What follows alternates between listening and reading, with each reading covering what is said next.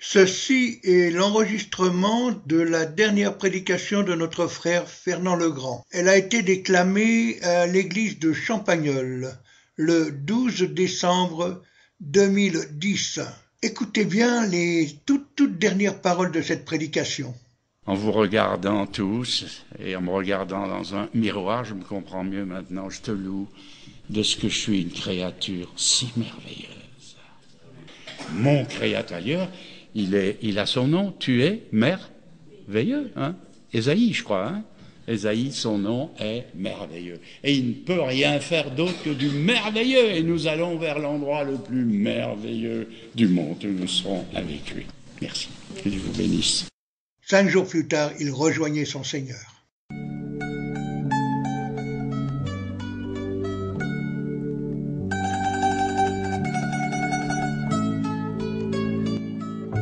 Cherchez d'abord le royaume de Dieu et sa justice, et toutes choses vous seront données en plus. Alléluia, alléluia. Cherchez d'abord le royaume de Dieu et sa justice,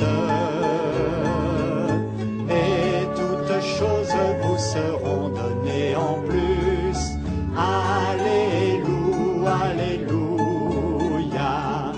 L'homme ne vivra pas de pain seulement, mais de toute parole qui sortira de la bouche de Dieu.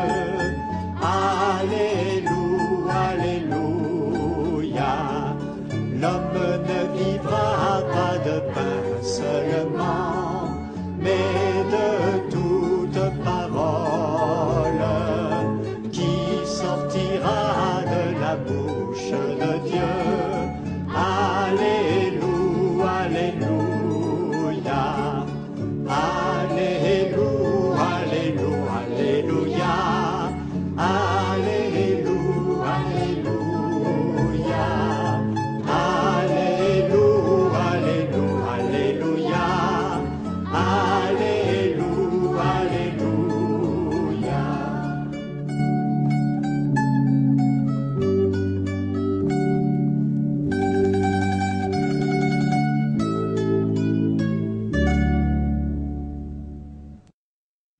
Inutile de vous dire toute la joie que j'ai d'être avec vous. Je redis toujours la même chose, parce que c'est vrai. C'est vrai qu'on soit nombreux ou moins nombreux.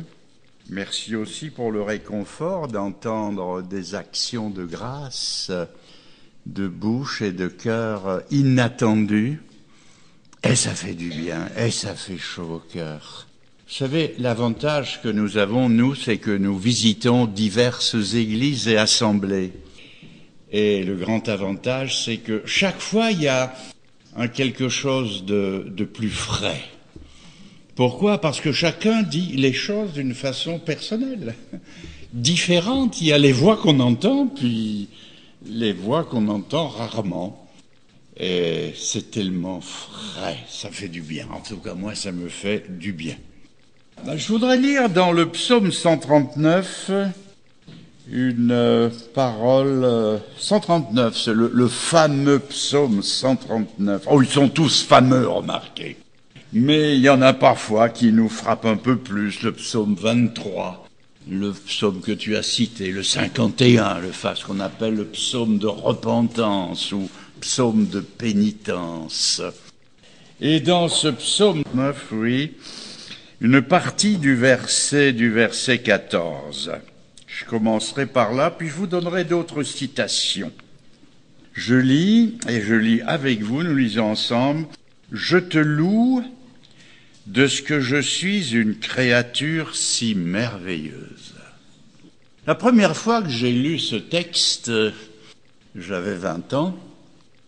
Je savais que c'était David qui l'avait écrit, et avec une certaine impertinence, je me suis permis de penser qu'il est un peu gonflé. Je te loue de ce que moi je suis une créature si merveilleuse. Ça me choquait même un peu parce que moi, je me suis jamais trouvé très merveilleux. J'étais assez quelconque, j'étais dans la moyenne, j'ai jamais été très brillant, j'ai jamais fait des exploits, Alors, je te loue, Seigneur, de ce que je suis une créature si merveilleuse. Première réflexion. Et puis, j'ai mieux connu la Bible, et quand j'ai lu la Genèse, j'ai eu des explications. Et c'est ainsi que dans la Genèse, au chapitre 1, verset 1er, nous connaissons tous, au commencement, Dieu créa les cieux et la terre. Et puis viennent les créations successives. Et au chapitre 2, il y a une précision, et au verset 7, il est écrit « L'Éternel Dieu forma l'homme de la poussière de la terre, il souffla dans ses narines un souffle de vie, et l'homme devint une âme vivante. » Sorti, tout frais, des mains du Créateur, il ne pouvait être qu'une merveilleuse créature, et je crois que Adam était beau, merveilleux, et que Ève était la plus belle fille du monde. Je crois. Oui, le Seigneur nous a créés, merveilleusement créés. Bon, nous vivons, chacun, nous sommes placés par Dieu quelque part. On est ici en France, est-ce que c'est dans l'Est un peu, je pense, dans l'Est, d'autres c'est dans le Sud, l'autre c'est ailleurs, nous c'est en Suisse, c'est tellement proche, d'autres sont nés ailleurs, et nous sommes nés dans un environnement, et nous sommes des témoins. Nous sommes appelés à proclamer la gloire de Dieu, à témoigner de l'Évangile, de la foi en Jésus-Christ, du salut, de la maison du Père qu'il nous prépare et dans laquelle nous allons entrer. Et nous sommes invités à être des témoins. Mais pour être un témoin quelque part, je dois connaître l'endroit où je vis. Par exemple, nous vivons dans un pays, pourrait-on dire, majoritairement catholique. Bon, je ne peux pas témoigner aux amis catholiques si je ne sais rien d'eux. Je dois quand même les connaître. Je dois savoir ce qu'ils croient. C'est d'autant plus facile quand on l'a été soi-même. Là, alors on sait d'où on vient. Mais par exemple, moi, je suis pas très fort, je serais pas très fort pour témoigner. Pourtant, je l'ai fait aux musulmans. Je les connais, mais je connais mal. Les juifs, je connais les juifs. Mais disons, je ne me suis pas spécialisé. Alors aujourd'hui, nous vivons... Où est-ce que nous vivons en France? C'est pas l'islam, c'est pas le judaïsme, voilà. Vous voyez des mots très simples maintenant, ça m'échappe. Non seulement ils m'échappent, mais je les rattrape plus. Alors, mais nous vivons... Alors, quelle est la religion majoritaire aujourd'hui dans notre entourage? Ça, je vais vous étonner, mais c'est l'agnosticisme. Allez dire, qu'est-ce que c'est que ça? Un agnostique, c'est quelqu'un qui dit « on ne sait pas ». C'est ça, c'est ne pas savoir. L'agnose, c'est savoir. Agnostique, on ne sait pas. Il y a un Dieu? Peut-être. Peut-être bien que oui, peut-être bien que non, mais on ne sait pas. On ne sait pas, c'est l'agnosticisme. Et puis alors, l'agnosticisme a dévié, et de ce on ne sait pas, on est passé maintenant à la religion de l'évolution. Le darwinisme, l'évolutionnisme. C'est ça la religion des Français. Vous savez, dire que vous croyez en Dieu aujourd'hui, mais on vous traite pour un débile. Hein. Ne pas croire à l'évolution, c'est passer pour débile. On nous le sert à toutes les sauces, dans tous les livres et dans tous les livres et dans toutes les occasions. Maintenant, c'est admis comme si c'était vrai. Nous avons à témoigner dans ce climat. Il est là, les gens sont imprégnés depuis leur plus tendre enfance, maintenant, c'est comme si c'était vrai. Là, c'est vrai, c'est parole d'évangile, presque. C'est comme ça. Et ne pas croire ça, c'est être, je le répète, c'est être débile. Alors, hier soir, j'avais téléphone de Belgique. Et mon interlocuteur était un chrétien. Nous sommes tombés dans une conversation limitée forcément sur l'évolution, le darwinisme, d'où est-ce qu'on vient, qui on est, où est-ce qu'on va. Moi je sais d'où je viens, je sais que par la parole de Dieu on est des créatures merveilleuses, même ceux qui ne sont pas convertis, c'est merveilleux, l'organisme, etc. Et nous avons parlé, il m'a dit, mais nous avons justement un frère qui est biologiste, je ne sais pas ce qu'il est, mais enfin soit, et il est en train d'écrire un livre pour répondre. Il n'est pas le seul, il y en a d'autres. D'ailleurs, il y a des livres très intéressants qui ont été écrits. Et je lui ai dit, mais pourvu qu'il ne réponde pas au darwinisme avec les mêmes arguments et la même philosophie. C'est-à-dire écrire un livre qui n'est pas accessible, un livre qui n'est pas simple, qui ne parle pas à l'homme de la rue, qui emploie des grands termes, des grands mots que finalement on ne comprend pas dans des phrases compliquées. Je lui dis, ben écoute, demain je vais parler assez impromptu sur ce sujet-là, on en fera un CD, et je te l'envoie, et tu l'envoies à cet ami de Bruxelles, là, pour quand même, pour être bien sûr que il ramène son exposé à des choses compréhensibles. Alors je vais essayer de me faire comprendre. Et vous allez voir, ça va vous faire du bien. Ce n'est pas en rapport avec le moment de culte que nous avons eu, où il y a une exaltation, une adoration, une contemplation du Seigneur qui est amplement justifiée. C'est un autre élément. Mais je suis sûr que cela vous fera du bien. Parce que nous croyons en Dieu. Mais nous avons toujours besoin d'y revenir. On nous pose toujours des questions, quelle que soit la lecture, quel que soit le programme de télévision ou de radio, il y a toujours ces questions qui reviennent. Alors, le darwinisme, en 2 mots, c'est ce qu'on appelait il y a 100 ans la génération spontanée. C'est le monde est monde, il est là, bon, boum, et puis c'est là, sans explication, pourquoi la vie, on ne sait pas, c'est venu comme ça. Je me souviens qu'un jour, un bonhomme m'a dit, dans mon jardin, j'ai trouvé un insecte, c'était une courtilière, si je ne me trompe pas, un méchant insecte celui-là. Et puis, il m'a dit, ben ouais, voilà, c'était comme ça, il n'y en avait jamais eu avant, puis maintenant il y en a un.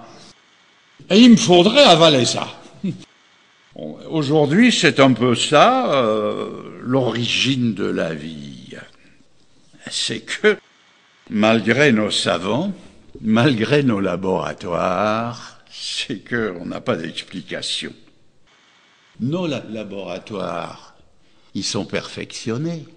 N'imaginez pas jusqu'où on peut entrer dans la perfection des outils que l'on a aujourd'hui.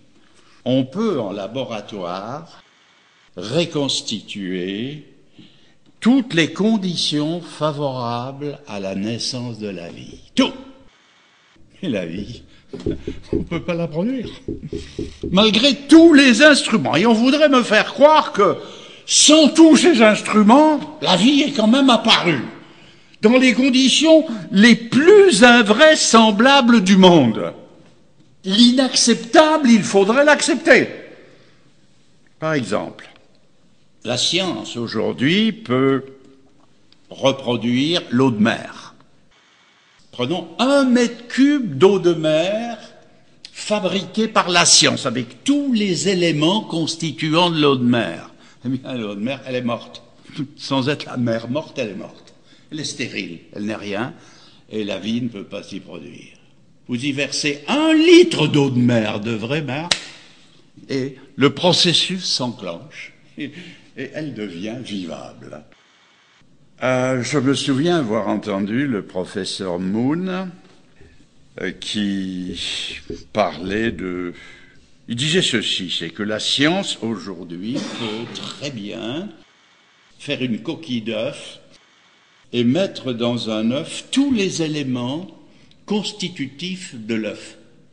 Il a ajouté, mais la science ne mettra jamais un poussin dans un œuf. Alors, laissez-moi l'expliquer un peu. Justement, être simple, simpliste même. Un œuf, vous prenez un œuf, disons un œuf de poule. Alors la science peut mettre tout ce qu'il y a dans un œuf, elle peut le mettre dans l'œuf. Peut faire un œuf. Et comme l'a dit le professeur No, on ne mettra jamais un poussin. Imaginez que dans l'œuf, on désire en faire sortir un coq. Mais comment allez-vous mettre dans l'œuf? La science va mettre, par exemple, la couleur rouge de sa crête. Comment elle va faire? Le plumage du coq. Comment la science va-t-elle mettre chez la poule, ou le poussin, ou le coq, vous savez, cette façon de gratter le sol, là. Il faut le mettre dedans, puisqu'il va le faire. Et puis, le plus beau, c'est comment on va mettre dans l'œuf l'élément qui va le faire chanter le matin pour faire lever le soleil. Bien, tout cela nous fait aller très loin. Très loin pour dire pas très loin. C'est qu'on est nulle part. Alors on dira, ben oui, on voudrait me faire croire que quelque part dans l'univers, dont David disait déjà, vous retenez ça? Les cieux des cieux ne peuvent le contenir, notre Dieu. Alors là, la pensée chavire devant l'infini du temps, de l'espace, encore plus loin et encore plus loin, puis encore plus loin et encore plus loin. Plus c'est grand et plus c'est petit, on va encore... Alors, comment? Ah oui, eh ben simplement, c'est une cellule de protoplasme venue de l'infini de l'espace, de quelque part, qui aurait traversé les conditions les plus défavorables du monde, qui a voyagé là dans une atmosphère hostile, ou l'absence d'atmosphère hostile, dans les conditions les plus défavorables, et puis qui atterrit sur notre terre, hostile à la vie au départ. Si elle était ce qu'elle était, ce qu'on me dit qu'elle est,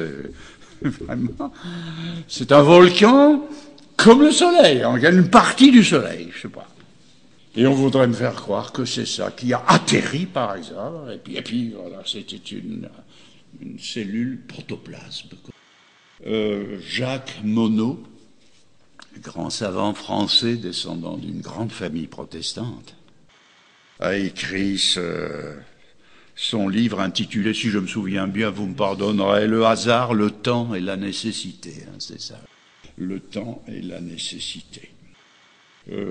Jacques Monod s'est quand même penché sur la nature humaine, et il n'y a pas trouvé, je suis une créature si merveilleuse, il a dit, un ingénieur d'aujourd'hui ferait les choses plus simplement. Ça m'étonnerait. Mais enfin, c'est comme ça. Eh bien oui, il y a ce mystère de la vie, de son départ, de son développement. Par exemple, prenez l'araignée, j'aime pas les araignées. Pas les araignées, mais c'est une créature merveilleuse. L'araignée, donc, si j'ai bien compris l'évolution, c'est parti de rien, d'un protoplasme, puis c'est devenu une araignée. Or, l'araignée, elle attrape les insectes. Elle doit vivre en attrapant les insectes. Or, c'est un insecte qui n'est ni sauteur, qui n'a pas d'ailes.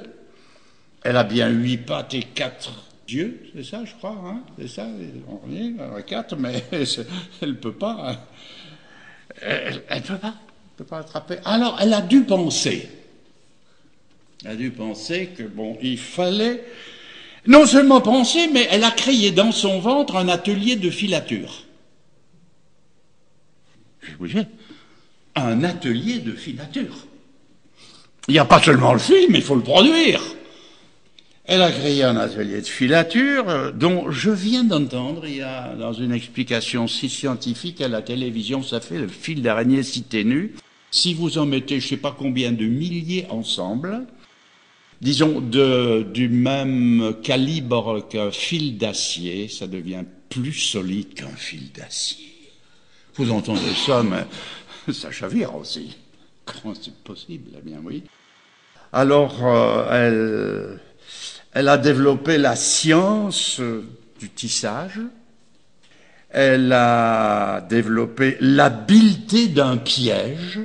Il faut bien, parce qu'avec du fil, vous ne faites rien. Il faut encore avoir le filet, le web, comme on dit. Vous saviez que ça vient de là, hein, le web. C'est en anglais, ça veut dire, le web, c'est la toile. C'est la toile d'araignée. Avez-vous déjà vu une toile d'araignée par une matinée comme celle-ci avec, la rosée? La rosée. Mais les photographes sont à la recherche de cette merveille qu'est la toile d'araignée. Alors il y a derrière il y a une pensée. Et j'y arrive tout doucement. Il y a un plan. Ça vient pas comme ça. Un plan, une pensée. Autre chose, on va parler maintenant de nous. Et vous allez voir combien vous êtes une créature si merveilleuse. Je vais prendre une toute petite partie de votre anatomie, de la tienne et de la mienne.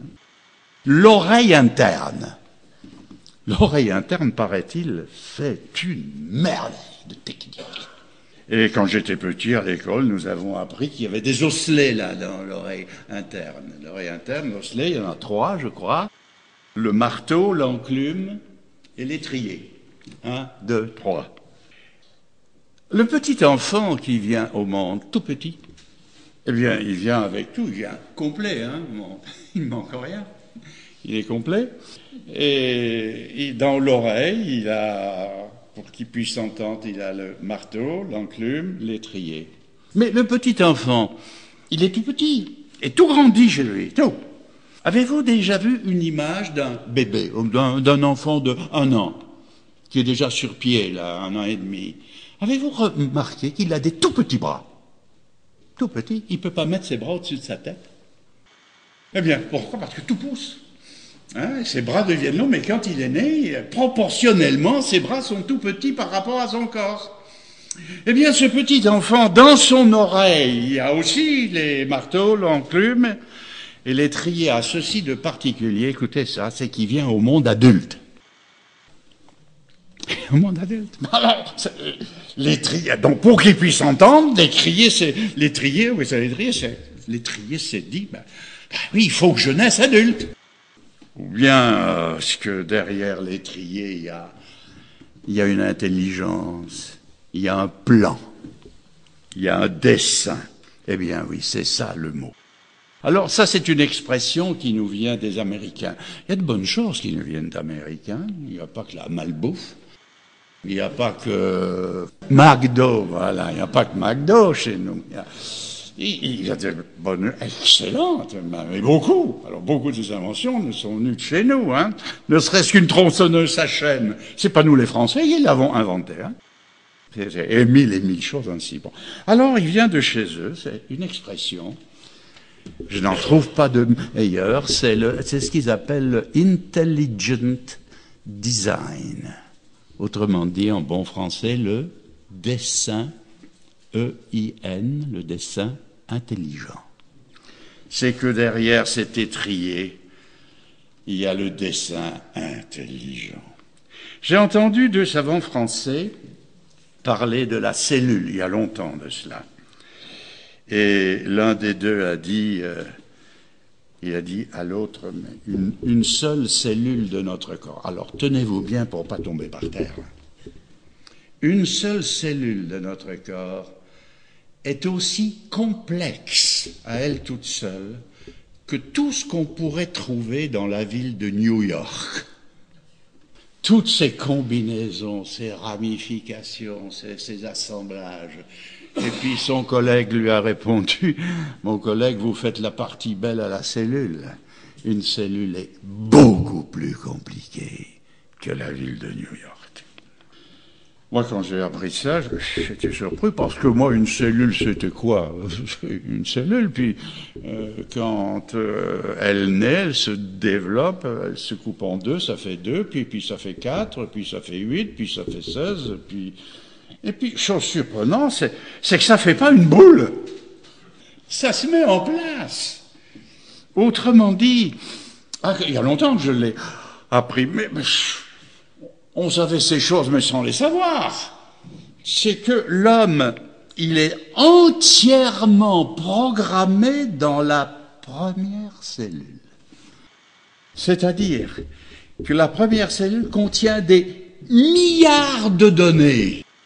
La couleur de vos yeux, la couleur de vos cheveux, la couleur de votre peau, et puis voilà, je continue, on passe des centaines, des milliers de possibilités. Eh bien, tout cela contenu dans la première cellule. Et toutes ces données, elle les communique à la deuxième, qui les conserve tout entières et puis les communique aux autres. Commencez à comprendre, je te loue, que je suis une créature si merveilleuse. Chacune de ces cellules garde tout le potentiel des précédentes. Et je vais vous le faire comprendre. C'est tout simple. J'étais petit, je devais avoir 10 ans, et je me souviens que, pour une raison que je ne comprends plus, j'avais enfilé un crochet. Vous savez, sur les poêles autrefois, il y avait un crochet, on soulevait le couvercle. Hein. Je l'avais enfilé dans le trou, et il était devenu rouge. Puis je l'avais posé par terre, et il avait perdu son rouge, il n'avait pas perdu sa chaleur. Et par inadvertance, je mets le pouce sur le tisonnier. Oh là là, millième de seconde, hein, vitesse de la lumière, paraît-il, les nerfs.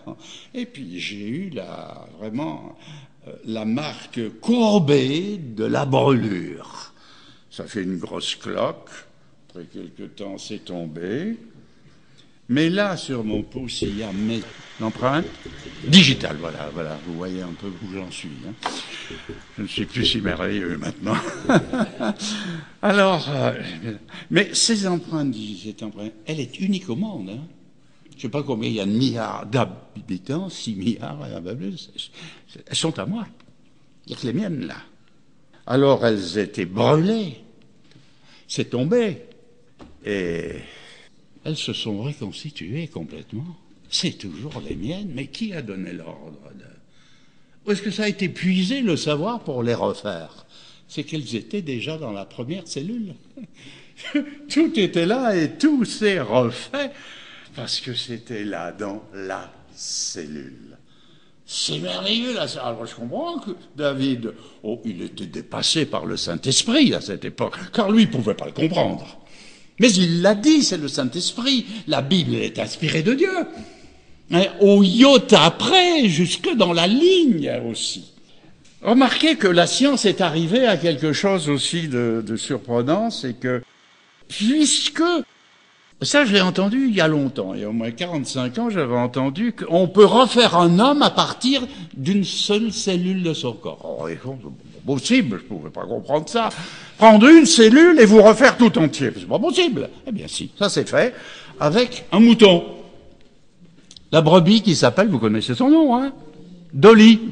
Et oui, la Dolly, on a pris une cellule et puis on a refait une deuxième Dolly, entièrement semblable à sa mère. Et si j'ai bien compris, c'est que la Dolly qui est née, elle était tellement la même cellule que sa mère qu'elle avait l'âge de la cellule de sa mère. Je ne sais pas si c'est vrai, mais voilà comment les savants, les scientifiques l'expliquent. Alors je comprends mieux, je te loue, ô Éternel, de ce que je suis une créature si merveilleuse. Si un jour il vous arrive de trouver par terre une montre, j'en ai trouvé une fois, c'était une montre qui valait pas cher, mais vous pouvez trouver une montre en or, une montre étanche. Et si elle vient de la vallée de Joux, vous pouvez une montre oignon en or, avec des fonctions, ce qui s'appelle là-bas, je ne sais pas ce que ça veut dire, le quantième perpétuel, ne me demandez pas, mais ce sont des montres élaborées. Et si vous trouvez un jour cette montre, vous l'avez trouvée, elle n'est pas à vous. Pas vous. Alors le problème commence. À qui appartient cette montre? Cette montre merveilleuse, qui n'est pas 10 milliards de la complication de notre corps ou d'une cellule. Pas un 10 milliardième. Même si elle nous apparaît merveilleuse et compliquée, c'est rien à côté. Mais le problème, c'est à qui elle appartient. Vous la voyez, vous la prenez. C'est-à-dire, ça devient un problème moral. Alors, la montre, à qui est-ce qu'elle appartient? Est-ce qu'elle s'appartient à elle-même? Elle ne s'est pas faite. Alors, elle appartient à quelqu'un. Et la question qui se pose pour nous, c'est que nous, à qui appartenons-nous? Je vous dis, le problème commence là. Problème moral, on y vient. Et la réponse, eh bien, je la trouve en 1 Corinthiens 6. Il vous faut le souligner en rouge, ça, dans votre Bible. Vous rentrez chez vous, vous prenez un crayon rouge, 1 Corinthiens chapitre 6, et si je ne me trompe pas, c'est le verset 19, 6, verset 19. Vous y êtes? Je vous laisse le trouver. Ne savez-vous pas? Vous ne le savez pas? À qui elle appartient, cette montre? À qui vous appartenez? Ne savez-vous pas que votre corps est le temple du Saint-Esprit qui est en vous, que vous avez reçu de Dieu, et voilà la phrase à souligner en rouge, que vous ne vous appartenez point à vous-même. Frères et sœurs, nous avons un propriétaire. Et le propriétaire, ce n'est pas nous. Nous ne nous sommes pas faits nous-mêmes. Nous ne nous appartenons pas. Nous appartenons à notre Créateur. Maintenant que je le veuille pas, c'est comme ça. Je n'ai plus qu'à m'incliner devant le fait que je ne me suis pas fait. Ça, je le sais bien. Et que mes parents m'aient fait, ouais, pas tellement. Ils n'y sont pour pas grand-chose, en fait. Quand on pense à la merveilleuse mécanique, eh bien oui, nous sommes là et nous avons quelqu'un qui nous a fait. Nous lui appartenons. Et maintenant, une petite illustration. Peut-être l'ai-je déjà raconté dans l'un ou l'autre de mes CD, nous en savons, mais l'apôtre Paul disait, il ne m'est pas pénible, frère, de vous redire les mêmes choses. C'était peut-être pénible pour ceux qui l'écoutaient, mais l'apôtre Paul estimait qu'il pouvait le dire. Alors c'est l'histoire d'un jeune garçon, très habile de ses mains, très habile, et il s'était fabriqué, je ne sais pas quel âge il pouvait avoir, 10, 12, 13, 14, 15 ans, il s'était fabriqué un voilier. Un voilier. Et l'ayant fabriqué, il avait le mât, il avait la voile, et il allait jouer avec son voilier sur soit un lac, une étendue, un beau jour, il y a eu un coup de vent, et le voilier est parti, il n'a pas pu le rattraper. Il a perdu son voilier. Et voilà, il a perdu. Peut-être quelques mois après, je ne sais pas, l'histoire ne le dit pas. Il passe devant une vitrine d'un marchand de jouets, et qu'est-ce qu'il voit en première? Il voit son voilier. Il savait bien que c'était le sien, il l'avait fait. Il est entré, il a dit, monsieur, mais c'est mon voilier. Et le commerçant lui a dit, mon petit garçon, c'est peut-être vrai, mais tu vois, moi, ce voilier, moi, je l'ai acheté. Alors, si tu veux le revoir, eh bien, tu le payes. Et il a épargné pendant longtemps. Je ne connais pas le prix, puisque je ne connais que l'essentiel de cette histoire. C'est ce qui compte, c'est l'essentiel. Et après bien des mois, il avait la somme, et il est allé racheter son voilier. Et en sortant, il serrait son voilier, il était si heureux. Et il a parlé à son voilier et lui a dit, tu vois, maintenant tu m'appartiens 2 fois. Une fois parce que je t'ai fait, et une deuxième fois parce que je t'ai racheté. Eh bien ça, c'est l'émouvante histoire de notre histoire. Nous étions perdus là, et éloignés de notre Créateur. Ô combien, nous l'avons dit, avouer nos péchés, on n'est pas très fiers. Et le Seigneur nous a aimés. Il est venu nous chercher, il a payé le prix du rachat. Il fallait payer. Le salaire du péché, c'est la mort. Il fallait payer. Ou c'est nous qui payons, ou c'est lui qui paye. Et il a payé le prix, nous le savons, nous l'avons rappelé dans cette sainte scène. J'ai bien aimé ces façons de dire, par exemple, cette lecture d'un mot que, étant en agonie. Terrible, merveilleux, affreux, tout est là. L'agonie, et puis l'agonie des péchés de l'univers qu'il portait, puisqu'il était l'infini, étant Dieu, il pouvait payer le prix de l'infini. Dieu seul pouvait le payer, l'infini, il l'a fait. Il nous a sauvés. Et on peut dire, il nous sert et il nous dit, tu sais, maintenant tu m'appartiens 2 fois, appartenant à Dieu. Avant ma conversion, je m'appartenais à moi, c'était moi, le grand patron de ma vie. Un grand jeu, un grand moi. Puis maintenant, je suis plus rien. Si, je lui appartiens au maître de l'univers. Et il m'a créé, et il a donné une place. Il y a une place j'ai une place qui est occupée dans les plans de Dieu.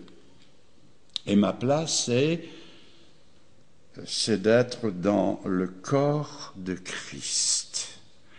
On se demande une petite explication, mais très brève. Mais il faut quand même lire dans 1 Corinthiens 12.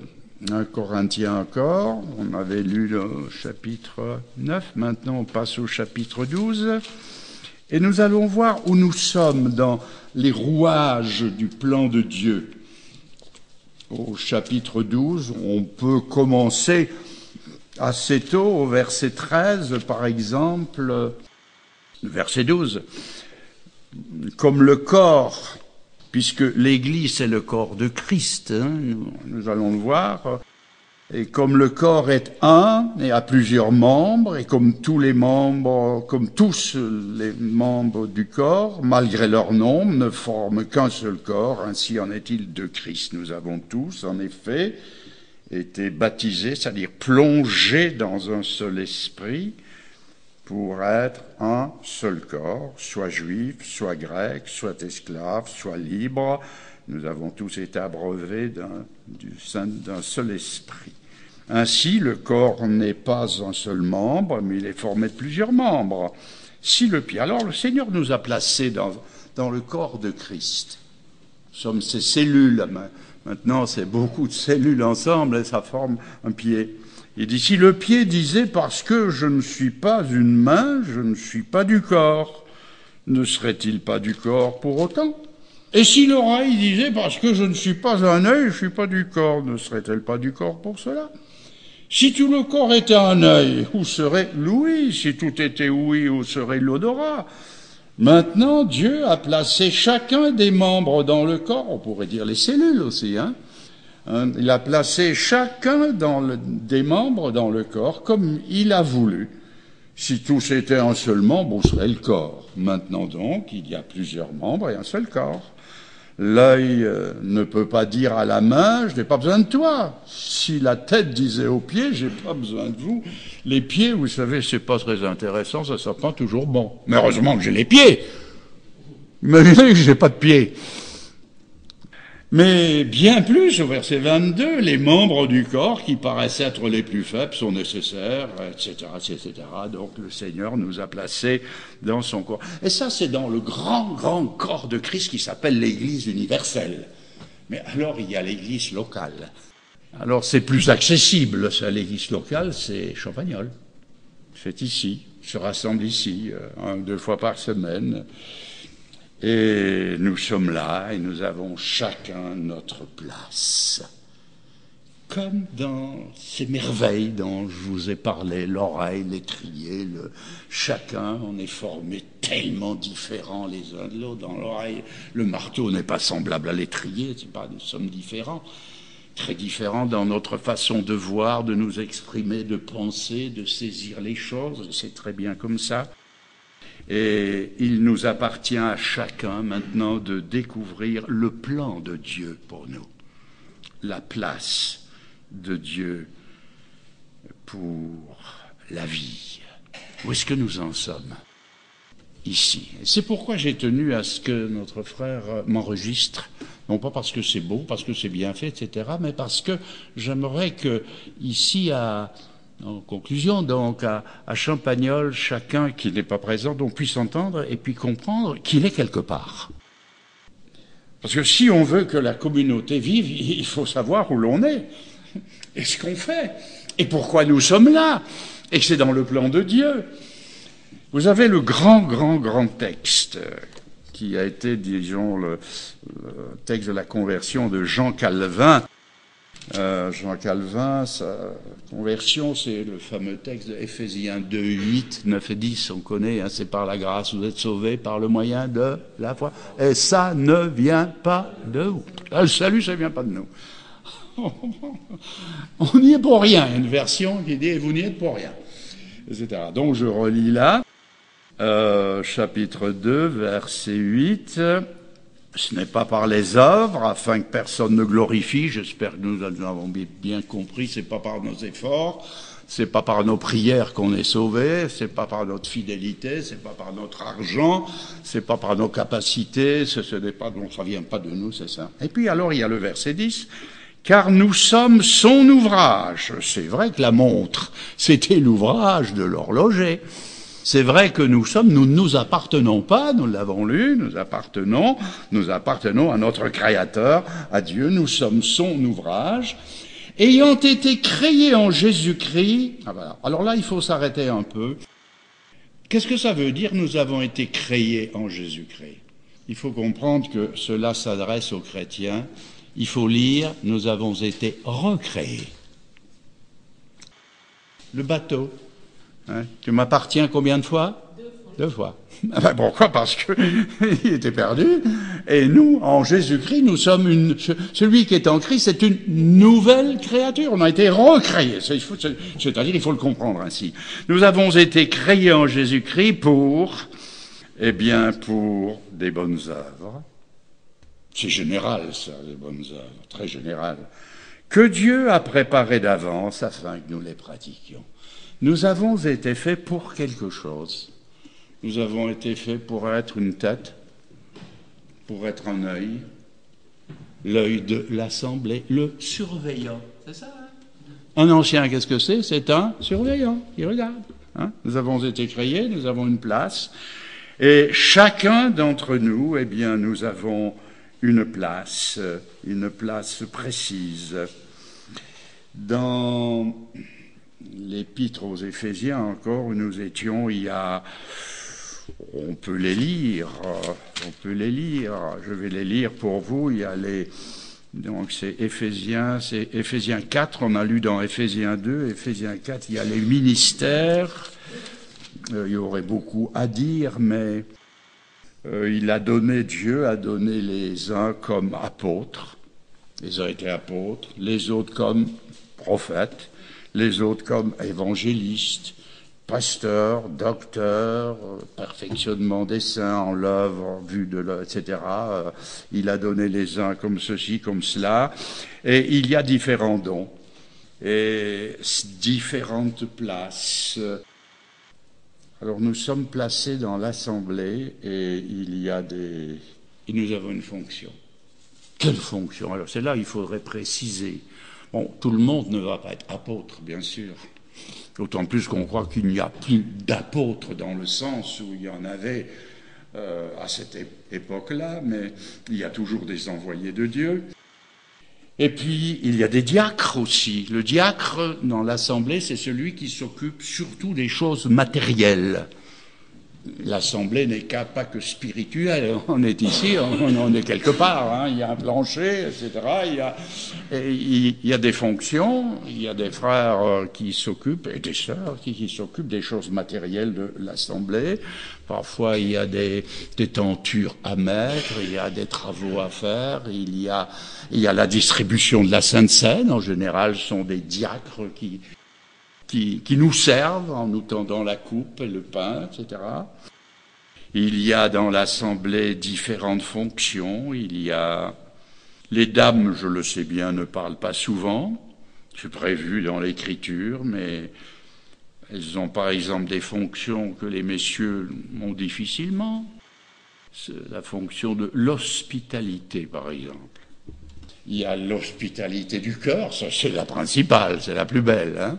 Mais il y a l'hospitalité de la porte qui s'ouvre, et du repas qui se prépare, etc. Il y a l'hospitalité. tellement de possibilités. Quelqu'un peut recevoir aussi une fonction, le chant, diriger le chant. Des gens qui chantent bien, des gens qui chantent moins bien, alors qu'ils chantent moins fort, hein, forcément.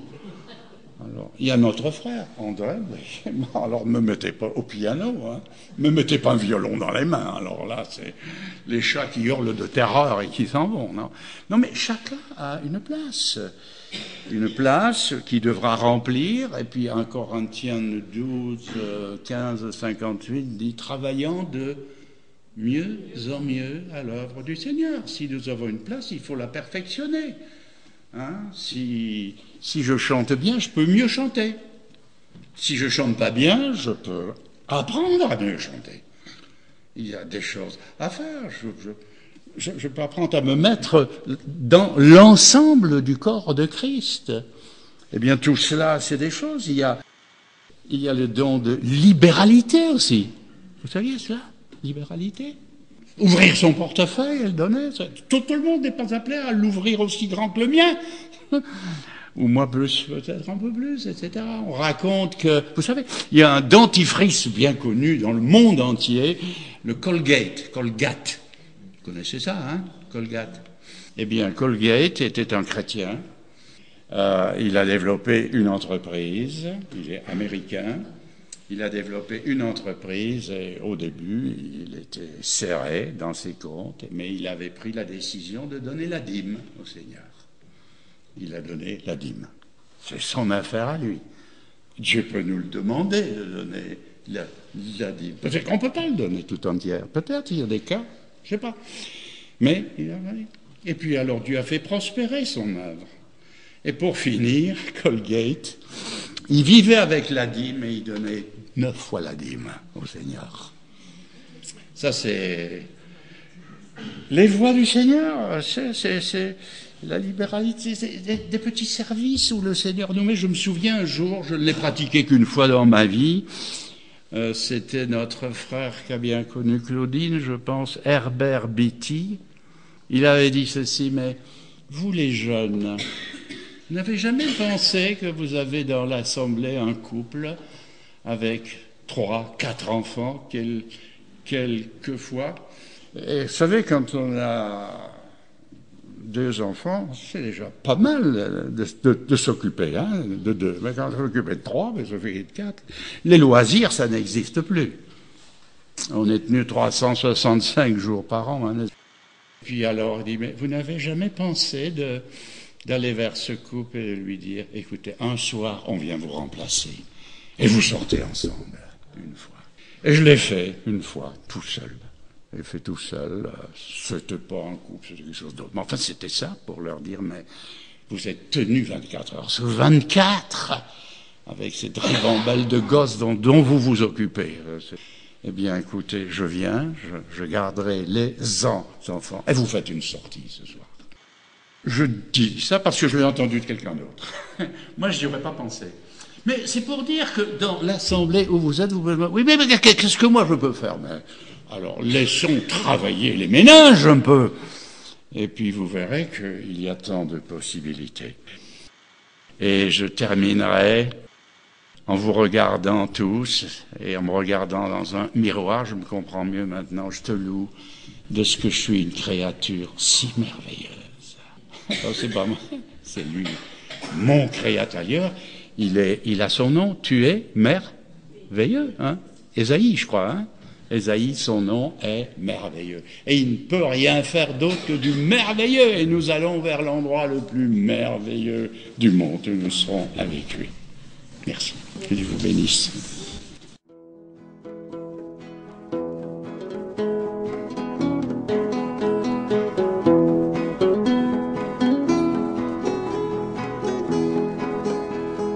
Pour cet immense bonheur, alléluia, que tu as mis dans mon cœur. Alléluia, je veux te chanter, Seigneur.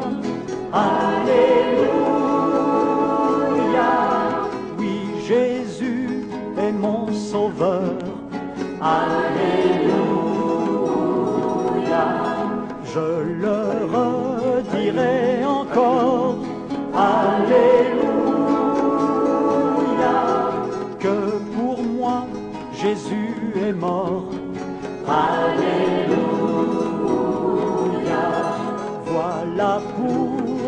je l'adore.